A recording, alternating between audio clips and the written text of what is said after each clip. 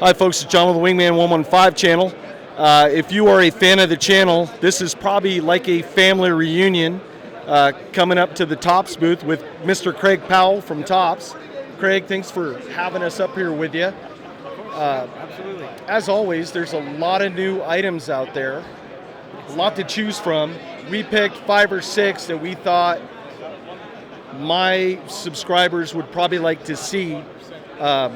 The number one question, we're just going to lead right into it. Let's talk about this one real quick. All right. This is the Bob folder, and that's all I'm going to say about that. No, I'm just kidding. The Bob folder is something we first debuted at the SHOT Show 2015. Yes. So this is our third SHOT Show showing this knife. We are known for fixed blades. We're not a big folder company. So as we move into that, as we start to produce more folders, we wanted to make sure that we got it right. And that took a while. Every time we do a new prototype, I mean, let's say that we change something with the liner lock. We've got to redraw it, recut it, heat treat everything, reassemble, and then test. So every time we made a change, we had to go through that process again. That takes weeks to months, depending on how much testing we do. And that's why it took so long. We got a little bit overzealous and announced it way too soon, and then spent a long time trying to refine it.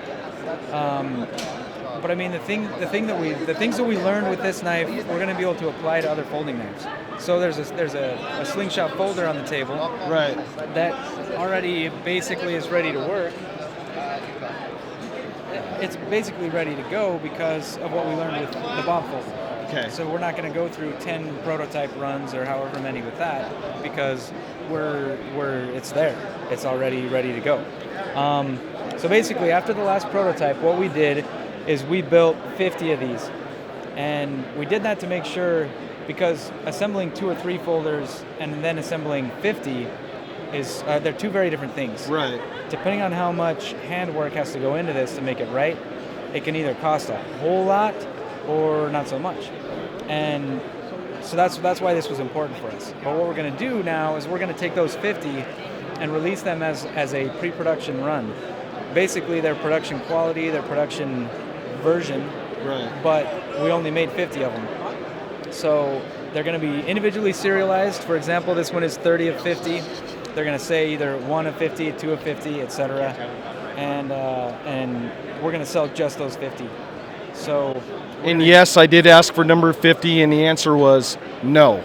I mean, we'll see. We're figuring out how to do the sale on it, but this is gonna create some collectability, right? Because when we release the actual production version, you're looking at 051 and higher, right, not 001. That's cool. And so we're really excited about this. These are pretty much ready to go. We've just got to figure out how to do the sale, and then after that, the production run is going to happen. So most likely we'll have these ready or close to ready before the Blade Show. So we're looking at June, somewhere around mid-June, early. Yeah, if we can release May, it, June. If we can release it before that, we absolutely will. So let's pray for an early release so we can get these in our hands for the summertime. And who knows? Maybe you'll get lucky and get one of the pre-production ones. Woo! I'm hoping and praying. Okay. Now this is a design that was on the table, and I asked Craig, I go, you guys got a new knife design? And his answer was?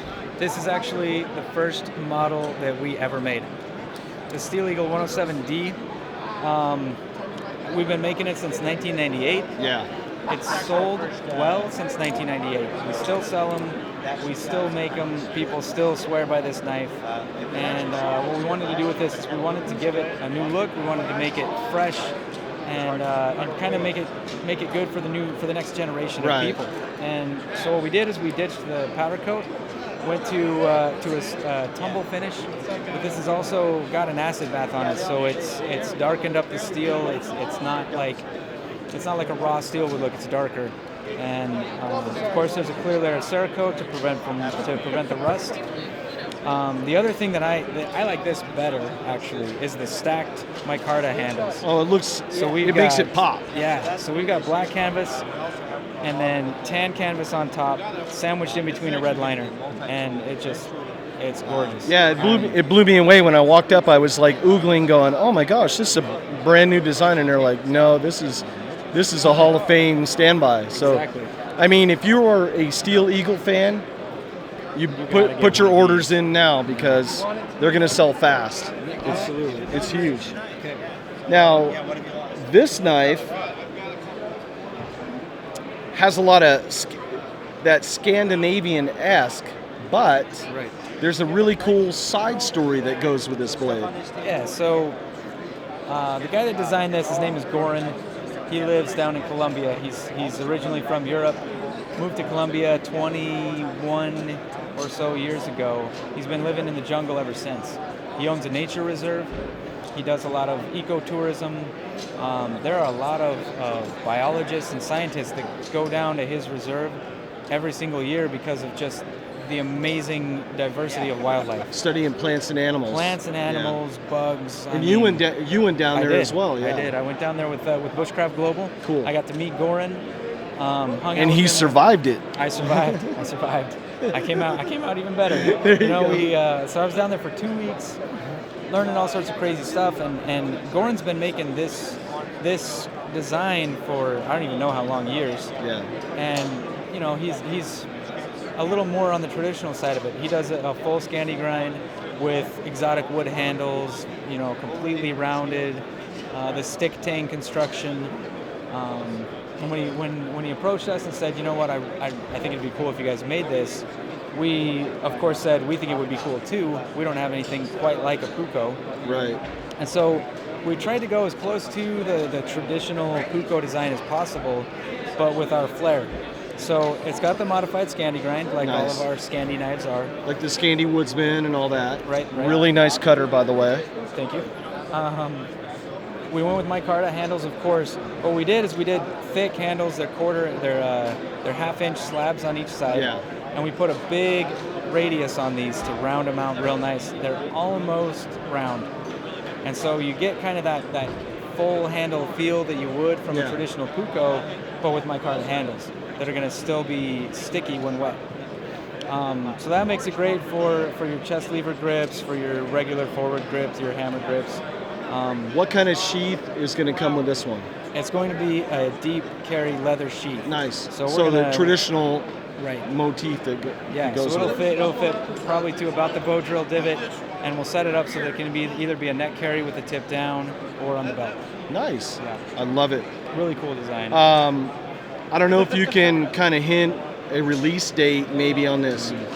Fall, generally, summer, fall, winter? I'd Sometime hate to this guess. year. What we're doing this year for releases is we're basing them kind of on the response we're getting here at the SHOT Show. Okay. So the ones that we're going to kind of split them up so that we have all through the year stuff that has good hype.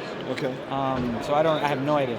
So if you want it released early, start pumping it up in the comments section, even on their Facebook page. Let them know. They do read their comments. We do. Well, we went with a small knife. Now we got to go with a big blade. Okay. Let's talk about this. Let's talk about the design and the thought process that went into this. So El Chete was designed by Leo Espinosa, the president of the company. He designs probably 70% of our blades or more. The thing you got to know about Leo is that he's just talented. He's so good at designing stuff, and when you look at what he's designed, it's all different. Everything is different. A lot of people they all have this similar feel between knives. When you look at Leo's stuff, you're like, well, that's completely different from that, and that's not even close to this. Right. And that's incredible. For somebody to be that varied in their designs, it's unheard of. So the story behind this one is he came into my office one day, and we were just chatting, and all of a sudden he's like, you know what? I'm going to design a big chopper. And I'm thinking, okay, that's cool. We've got a couple of those, but we don't have anything fresh and big and new. And he was like, okay, cool. And he walked out. 20 minutes later, he comes back into my office and puts a drawing on the desk. That is this. Like, we didn't change anything. So El Jefe made the El Chete. Exactly. That's Exactly. awesome. So the drawing you put on my desk is exactly what we made. That's awesome. We took it out. The first swing of this thing went about 3 inches deep into a branch. Oh my God. Clean cut. Just perfect. And so we were like, okay, it's done. It's ready to go. We kept playing with it, but right after the first swing, we knew it was ready. What kind of grind are you using on this? A high saber? Or? It's a high saber, yeah. Okay. One of the things that people have been asking for from us in terms of choppers is something that keeps its thickness all the way to the end. So it starts to taper where the drop is here. Yeah. But it's 1/4 inch all the way to there. So that weight that people have been asking about and been saying, I want this in a chopper from you guys, this has that. Oh, it's a big piece of steel. Yeah.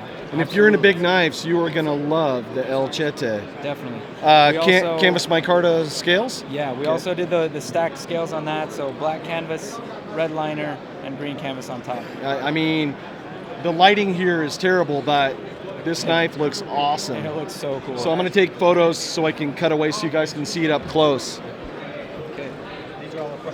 Okay, this was a item that I was trying to pinch and put in my backpack, but I was told respectfully, please don't do that. So, Very respectful. yeah, can we talk a little bit about this? I'm going to call it a kit because there's going to be a companion blade, right, that accompanies this. So this system. Okay. So the Hammerhawk, this is another design by Leo Espinosa. As I mentioned, everything he designs is different from the last thing. This basically came about because of feedback we got from the Viax that we released last year. So the Viax, people loved it, big, heavy, one-piece construction, but just as many people like having a spike on the end as having a hammer on the end. Right. And so we wanted to accommodate that with this one this year. So we got rid of the spike, we put a hammer on the end. This is 3/8 of an inch thick, 1075. The Viax is 5/16, so this is even a little bit thicker. It's just a hair. But as we were doing the same thing that we did with the Viax, like if you remember, it steps down in to reduce some of the weight in the head and make it manageable. What we did with this one is when we did that, we thought, why don't we make this look good? Why don't we give it some aesthetics, right? And so we were like, let's put an arrow or a spear in there and make it look like a traditional tomahawk might. Yeah. And our CNC guy was like, okay, well, let's try something. So we gave him kind of an idea, and he was like, all right, I'll draw something up. And when he did it and then showed it to us, we were like, oh, man. Yeah, my initial thoughts were like items that you would see in the 50s and 60s from watching the TV Cowboys. There you go. And for me, I'm not dating myself when I say this because, you watch Nick at Night, but the older shows that kind of bring back that nostalgia, it had that nostalgia feel to the look of the axe. And that's basically what we were going for is let's reduce the weight, let's do the function, but let's make it look good. Yeah, and it looks clean. It's so clean.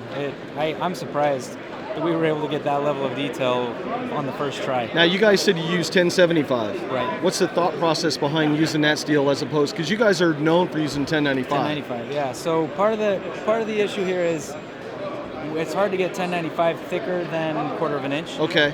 But the other thought on this is that 1075 is a little bit more impact resistant than 1095 is. It's slight, but it's there. The trade-off is that you lose a little bit of edge retention. But how sharp do you need your tomahawk to be? Right. It doesn't have to cut the hair off your arm. Nobody's going to do that. Right. And so, sure, you'll lose a little bit of edge retention, but it will handle pretty much anything else. It's going to be really hard to chip this blade or roll it because of that. Right. So part of it was the thickness, but part of it is that we said, let's make sure this can handle. Let's make sure this can handle tough use. Let's talk a little bit about the handle on this, and Is this canvas or linen micarta? Canvas micarta. Nice. Yeah, that's the other thing that we took from the Viax. A lot of people said, you know what, that handle's really cool and all, but can you bring it up higher so that I can do different grips on this? So we did that. We brought it up as high as we felt comfortable with. Another thing people asked for with the Viax was that it was hard to get their hand into here and choke way up on it. And we fixed that with this. You can get all the way up to the beard here. Any thoughts in the future of maybe using G10 for scales? Possibly. We would probably go with the G10 that's got kind of a sandpaper texture on top. If we did, that would be what we'd be looking at. So probably a black G10. First, we're going to see how it does. Yeah. Make sure that people like it, right? And then look at options later on. Yeah. I mean, it looks cool. We got to make sure that people buy it and use it. Now, is this going to be a companion with the axe? We got the Hammerhawk. And Here, I'll hold the Hammerhawk for you. I'm going to put it in my pocket. Okay, I'm watching you. So the Hammerhawk backup is, I mean, just a simple knife that you can take with the Hammerhawk. If you're carrying that, it's pretty heavy, so you're probably not going to be carrying a lot of other blades with it. Right. But you're not going to want to use that for everything. You're chopping your wood, you're clearing brush, you're doing whatever, and then you're going to want something smaller. So we're going to piggyback this onto the sheath system. We're thinking right now about doing it in leather with a little bit of a drop and having this knife sit behind the axe, so it's out of the way, nice and snug in there. No, I'm really excited with what you guys have coming out. As always, like it's almost like going to a James Bond Skunk Works facility, seeing all their new secret things coming out. So, Craig, thank you so much for taking time out of your busy day. I appreciate it. If folks want to learn more about the items, where can they find you at? You know, probably the place where you'll see the most about it will be on our Facebook page or on our Instagram account. There you go. So on Facebook, it's Tops Knives Official. On Instagram, it's just Tops Knives. We were constantly posting up new stuff there. We did a lot of teasers beforehand. And they do read the social media stuff. So let them know what you want to see being released this year, and tell them Wingman 115 sent you. Folks, this is John with the Wingman 115 channel. Thank you so much for watching. We'll see you in the next video.